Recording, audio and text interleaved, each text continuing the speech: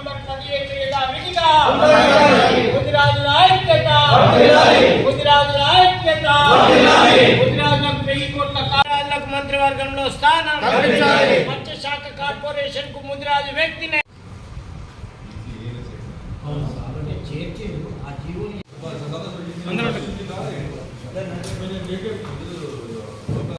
అధికారికి ముదిరాజులను బీసీడీ నుండి బీసీఏలకు మారుస్తూ ఏదైతే 2009లో అప్పటి ముఖ్యమంత్రి వైఎస్ రాజశేఖర రెడ్డి గారు ఇచ్చిన జీవో నంబర్ 15ను యథావిధిగా అమలు చేయాలని కోరుతూ ఇవాళ మేము వినతి పత్రం సమర్పించడం జరుగుతుంది. అదేవిధంగా మాకు మంత్రివర్గంలో ఒకే ఎమ్మెల్యే గెలిచిండు, మంత్రివర్గంలో స్థానం లేదు కాబట్టి వెంటనే మా ఎమ్మెల్యే వాకిటి శ్రీహరి ముదిరాజుని మంత్రివర్గంలోకి తీసుకోవాలని రాష్ట్ర ముఖ్యమంత్రి రేవంత్ రెడ్డి గారికి మేము విజ్ఞప్తి చేస్తున్నాము.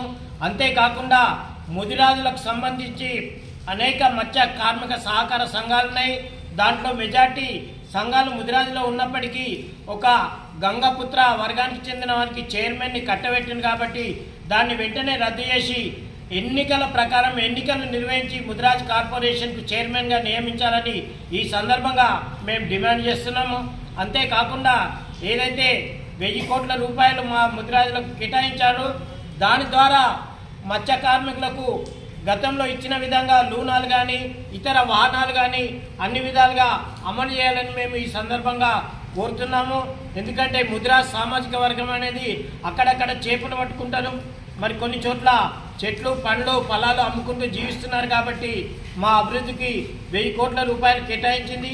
చైర్మన్ కూడా మొన్న కాసాని జ్ఞానేశ్వర్ అనే వ్యక్తిని కూడా నియమించింది కాబట్టి అది ప్రణాళికాబద్ధంగా అమలు చేయాలని ఈ సందర్భంగా మేము ముదిరాజ్ మహాసభ తరఫున విజ్ఞప్తి చేస్తున్నాము.